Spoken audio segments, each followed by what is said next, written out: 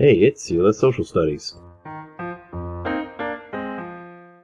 Hey guys, welcome back to Sela's Social Studies. Today we're going to be talking about our fifth installment of World War II, and this is Winning the War. I'm titling this Winning the War, 1945.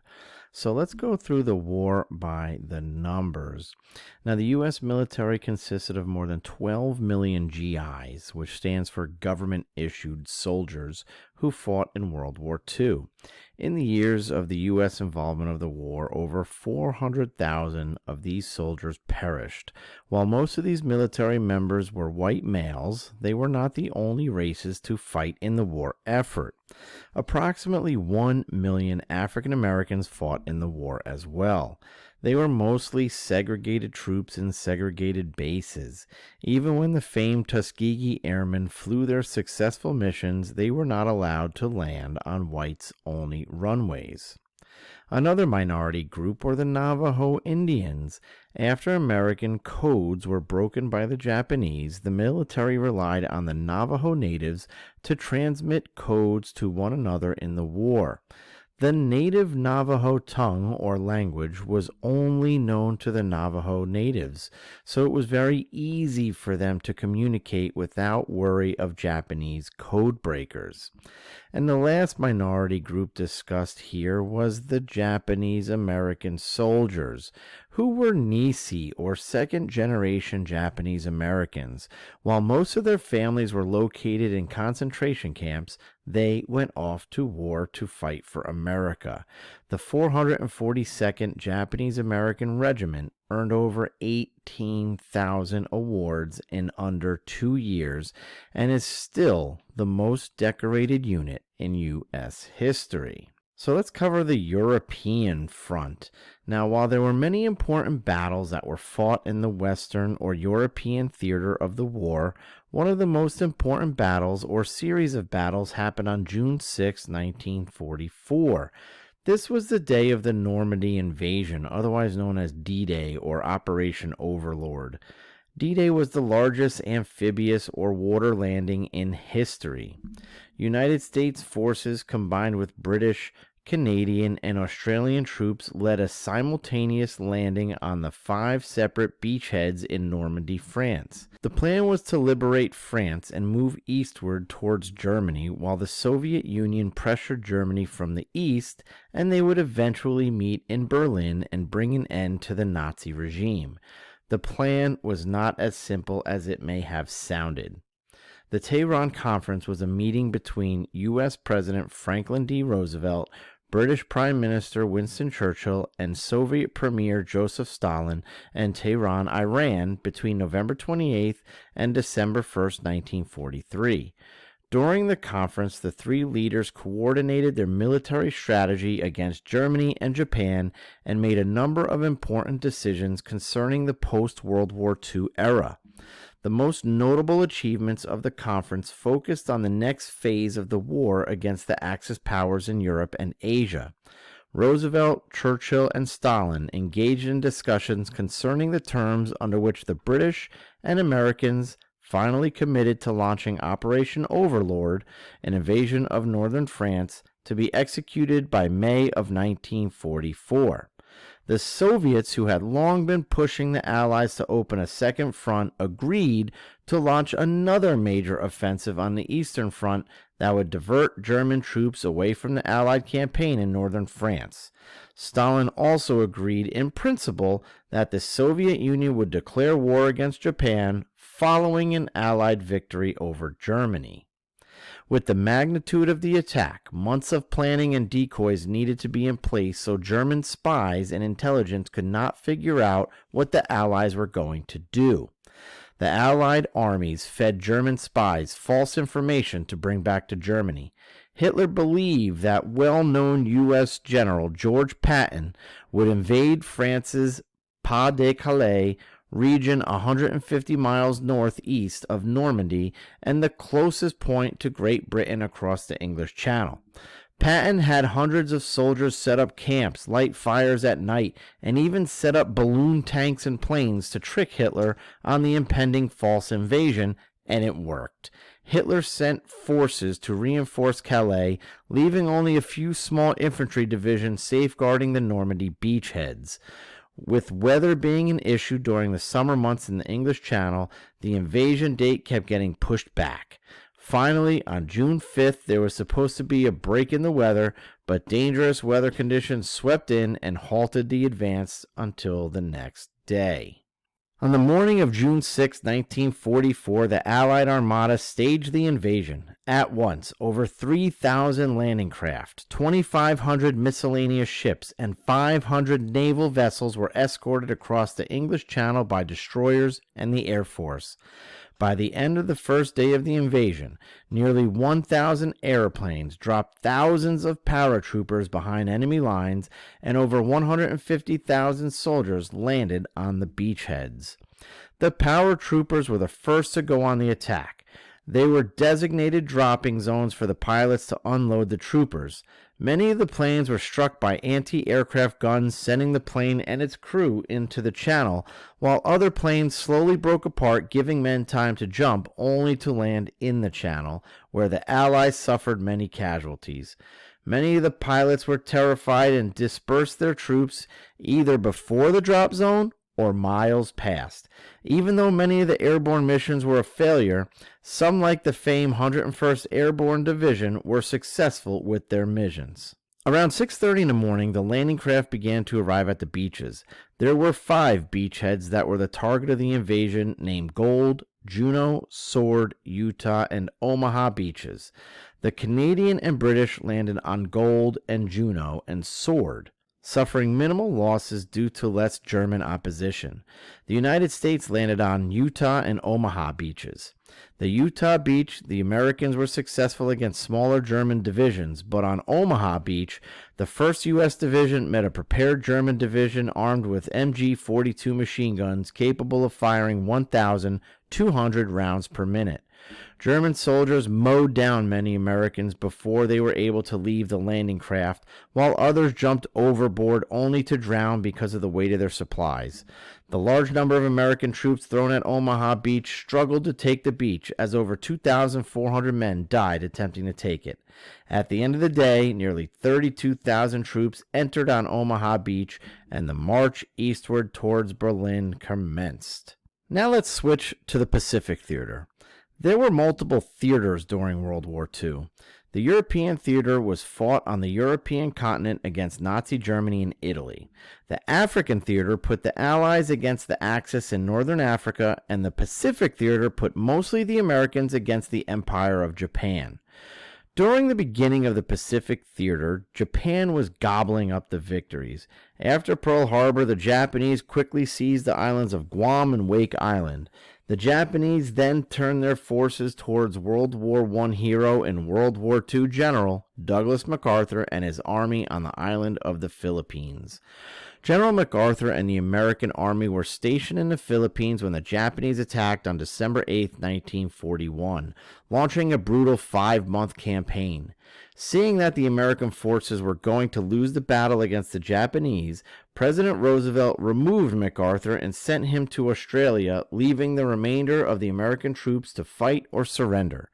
Ultimately, the American forces retreated to the defensive holding positions of the Bataan Peninsula and was forced to surrender to the Japanese on May 8, 1942. The Japanese then led the American and Filipino forces on a brutal 85-mile forced march called the Bataan Death March, where 16,000 soldiers perished along the way. Overall, this loss was a disaster, as around 23,000 American military personnel and over 100,000 Filipino soldiers were killed or captured. On June 4, 1942, the Empire of Japan decided to attack Midway Island, an American-held base roughly 1,000 miles northwest of Hawaii. American forces were able to intercept and decipher Japanese code, allowing them to know the date and location of the next attack, Midway Island. As the Japanese approached Midway, the American Pacific Fleet ambushed the unsuspecting fleet, sinking all 4 Japanese aircraft carriers, multiple cruisers, and killing over 3,000. The Japanese Navy was essentially destroyed after Midway and cleared the path for American retaliation in the Pacific. Now, the United States used a counterattack strategy called island hopping. The theory behind island hopping was that the United States would select strategic Pacific islands to conquer that would move them closer to their main objective, which was the Japanese mainland. Island hopping would prove to save thousands of American lives.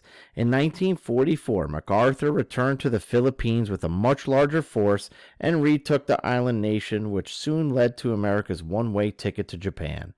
In March of 1945, U.S. forces would capture Iwo Jima and in June, Okinawa, clearing the way for American assault on Japan. Japanese troops would not surrender easily. They would continue to fight until the last man died in battle. They believed it was more honorable to die in battle than to surrender.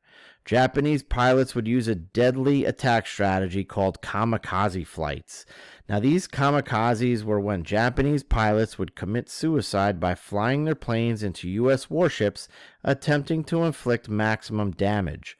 Kamikaze flights were one of the deadliest war tactics used by the Japanese during the war. Now, towards the end of the war in 1944, President Roosevelt was again elected to an unprecedented fourth term as President of the United States. Prior to the United States making a decision about invading mainland Japan, President Roosevelt died of a brain hemorrhage, leaving the result of the war to fall on the shoulders of his Vice President, Harry Truman. So at the start of the war, German scientists discovered how to split an uranium atom, and many feared that they would create a weapon that would cause massive damage. Physicist Albert Einstein escaped the Nazis and fled to America. He wrote a letter to President Roosevelt urging him to create an atomic program in America. Even though Roosevelt did not see a reason for one, he started one. In 1941, the United States scientific community led an effort to produce a nuclear weapon. This effort was codenamed the Manhattan Project. Over $2 billion was spent on the creation of the atomic bomb. In 1942, the birth of the atomic era began when a group of physicists produced the first controlled nuclear chain reaction under the stands at the University of Chicago. It was paramount that the Manhattan Project remained a secret. Officials did not want the German or Japanese to learn about the bomb, and many believed that there were Soviet spies in the atomic program. Workers were sworn to secrecy, and the government did not publish any public record about the program. Even Vice President Truman did not learn about the program until he became president. Many people worked in separate buildings, but on the same part, and they were never allowed to congregate or talk with each other. Factories were spread throughout the United States in Tennessee, New Mexico, and Washington. Scientist Robert Oppenheimer was put in charge of putting everything together in Los Alamos, New Mexico. In 1945, Oppenheimer was ready to test the first atomic bomb. On July 16th, at the Trinity site near Alamogordo, New Mexico, scientists watched as the first atomic bomb was detonated, 100 feet above the ground. A flash that lit up the sky for 200 miles was followed by a mushroom cloud that reached over 40,000 feet. The force from the blast blew out the windows of homes over 100 miles away. The result on land was a half-a-mile wide crater in the ground that turned all the sand into glass, demolishing everything in its path miles around ground zero. News outlets called it ammunition explosion, but America just entered the nuclear age. On May 7, 1945, German forces surrendered unconditionally, ending the European theater. The Big Three, Soviet leader Joseph Stalin, British Prime Minister Winston Churchill, who was replaced on July 26 by Prime Minister Clement Attlee, and the U.S. President Harry Truman met in Potsdam, Germany from July 17th to August 2, 1945, to negotiate terms for the end of World War II. In addition to settling matters related to Germany and Poland, the Potsdam negotiators approved the formation of a Council of Foreign Ministers that would act on behalf of the United States, Great Britain, and the Soviet Union, and China to draft peace treaties with Germany's former allies. Conference participants also agreed to revise the 1936 Montreux Convention, which gave Turkey sole control over Turkish Straits. Furthermore, the United States, Great Britain, and China released the Potsdam Declaration, which threatened Japan with prompt and utter destruction if it did not immediately surrender. The Soviet Union did not sign this declaration because it had yet to declare war on Japan. There would be grave circumstances regarding the Japanese refusal to surrender. And a month after Truman was sworn into the vice presidency, American troops took Iwo Jima, and 2 weeks before he became president, U.S. troops seized Okinawa. American forces had Tokyo, Japan in their crosshairs. One major thorn in Truman's side when it came to the land invasion of Japan was the cost of American and Japanese civilian lives. During the takeover of Iwo Jima, U.S. casualties numbered 26,000, and Okinawa the numbers were worse. Okinawa was one of the fiercest battles of the Pacific Theater, and American casualties numbered 62,000, with 12,000 killed or missing, and the Japanese civilian toll numbered near 100,000. President Truman debated heavily on an amphibious attack on mainland Japan, like the one the American troops performed on D-Day years earlier. Truman knew that the Japanese, military and civilians alike, would fight until the death, meaning what would casualties look like if an invasion in force of the entire U.S. Armed Forces stormed that small island country. There were estimates that the war would last another year and a half, with American casualties numbered to be between 1 and 4 million, with 400 to 800,000 being fatalities, and Japanese estimates would be millions more. If President Truman decided to drop a nuclear weapon like the atomic bomb on Japan, it would potentially save millions of U.S. troops, but kill thousands of Japanese citizens. So what would President Truman decide? On the morning of August 6, 1945, American bomber the Enola Gay took off for mainland Japan carrying Little Boy, the first atomic bomb to be used in war. That morning, thousands of Japanese citizens were going about their day like it was any other. The Enola Gay wasn't even getting much anti-aircraft fire on its flight inland. At 9:16 a.m. Japanese time, the Enola Gay opened its bay doors, dropping Little Boy onto the unsuspecting Japanese located in Hiroshima. The atomic bomb exploded around 1,800 feet above the ground. The explosion was huge. The mushroom cloud raised thousands of feet into the sky, and the shock waves traveling around 1,000 miles per hour shook the Enola Gay on its return trip. Little Boy was devastating as a 15-kiloton explosive. Upon explosion, the bomb would measure nearly 500,000 degrees, and as the fireball expanded, it decreased to nearly 10,000 degrees for multiple seconds. People who were within blocks of the explosion were instantly vaporized, leaving only shadows on the ground, and complete destruction was located to the surrounding 3,000 yards of the blast zone, instantly killing around 140,000 Japanese citizens. The Empire of Japan sent out messages that a weapon of unknown origins was used, but still did not surrender. This is when President Truman approved the dropping of the second atomic bomb on the Japanese city of Nagasaki. The bomb at Nagasaki was a 21-kiloton bomb, which had the same effects as the first bomb dropped on Hiroshima. Between 40,000 and 75,000 Japanese instantly perished as complete destruction was located to a 1-mile radius. Finally, on August 12, 1945, 3 days after the dropping of the second bomb on Nagasaki, Admiral Hirohito gave his unconditional surrender to the Allied powers, ending World War II. Since those fateful days in August of 1945, there has been a debate if President Truman had done the right thing by dropping the atomic bombs on Japan.